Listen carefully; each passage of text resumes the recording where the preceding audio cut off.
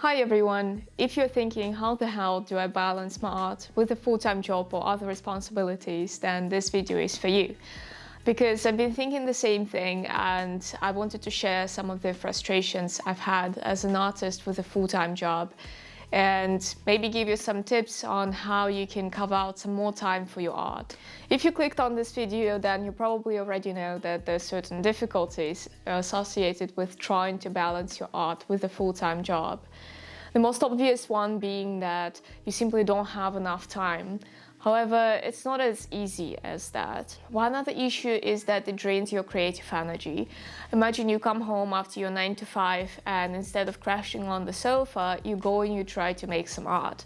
You need a lot of creative energy to pour your very soul onto the canvas, and it's so different from, say, making a dinner because you have to be there 100%.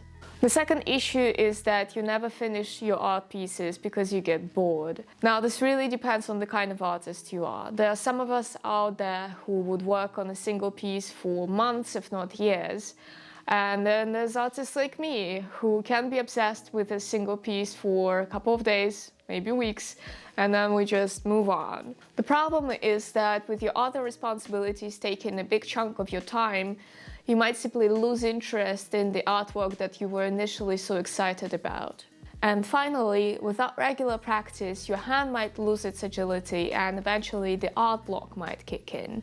I once watched a documentary about ballerinas, and one of them said that if you don't practice for 1 day, then your partner will notice it. If you don't practice for 2 days, then the audience will see it. If you don't practice for 3 days, then you can't dance anymore. Now, without being a less physical craft than ballet, we don't lose our skills as quickly and as irrevocably, but we still need to keep our wheels well oiled. For that, we need regular practice. However, once you bring a full-time job into the equation, it becomes really hard to devote some time to art every single day. That means that the longer and the more frequent your breaks are, the harder it will be for you to get back to 100% of your skill level. And eventually, you might even start anticipating that drop down and how easy it is to pick up your tools, which might develop into a full-blown art block. Now I'm going to give you some tips on how you can address those problems and maybe carve out some more time for your art. Tip number 1 is one line is better than nothing. Building a daily habit is very important to keep your skill sharp, even if it's just one line. Of course, ideally, it wouldn't just be one line, but at least a small sketch. Actually, one of the best exercises you can do is giving yourself a time limit for how long you have to spend on a single piece. Try challenging yourself by giving yourself half an hour or 15 minutes to finish it, and this will teach you not just how to work effectively, but also how to avoid overworking your paintings. Tip number 2, make your setup as easy as possible. Now, you should also make it as easy as possible for yourself to get into drawing or painting. Not all of us get to have their own art studio, of course, but you can dedicate some space next to your desk or your drawer where you're going to keep your art supplies and remove the task of having to look for them and getting them out every time you set up to make some art. And ideally, they're going to be in a place where you can see them, so they're going to be looking right back at you and hopefully lure you in to create some art every day. Next tip is be smart about task distribution. Working on your art regularly doesn't mean that you have to produce a masterpiece every single day. Try to find easier tasks for yourself to do on days when you're too tired or too busy to work on an important art piece. On days like that, I try to work on stuff like priming my canvases, looking for references on Pinterest, or doing small sketches.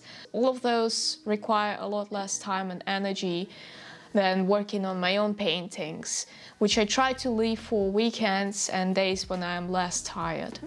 Tip number 4, don't lose your ideas. Because of my schedule, I don't always have time to act right away on the ideas I had.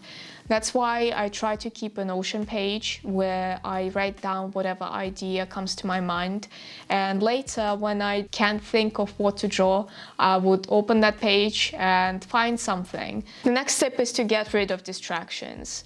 Getting into the flow can be quite difficult, especially if your brain is buzzing from all the work and studying and whatever else is going on in your life. I find that having something playing in the background really helps.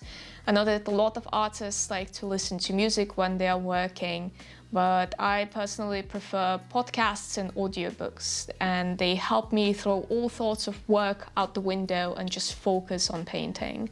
Tip number 6 is very obvious. Keep your work at work.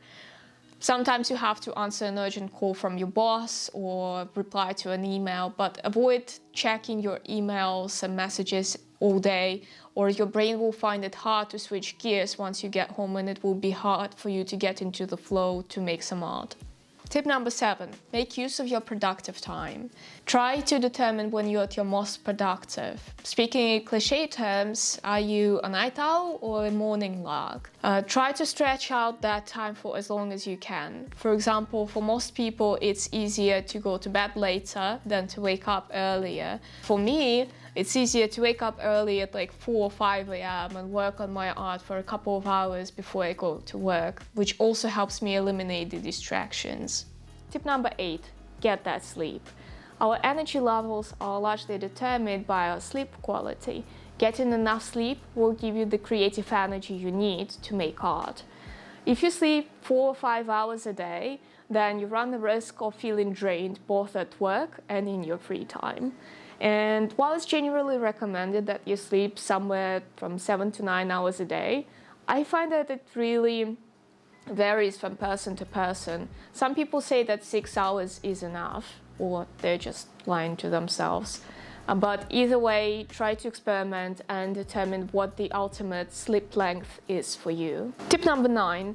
Think long term. Now, this is something that every productivity influencer on YouTube will tell you, but you need to determine what your long-term goals are. So next time you sit down to watch Netflix after work, think, do I need to binge this series right now? Or can I watch one episode, get my rest, and then go make some art? And the final tip I have for you is to avoid burnout at all costs. Like I said before, art requires a lot of creative energy, and if all you do is drain yourself at work, at school, at home, then burnout becomes almost inevitable. It's very important to be in tune with yourself and understand when it's time to set everything aside and just let your brain cool off. So sometimes when you think about those long-term goals, Netflix can actually be the right choice. Let me know if any of this resonates with you. Feel free to rant in the comments and share your own tips on how you're dealing with this problem. The goal of this channel is to bring together a community of artists as I'm sharing my own artistic journey and the tips that I'm learning along the way. So if you're into this kind of content, hit that subscribe button and I'll see you in the next video.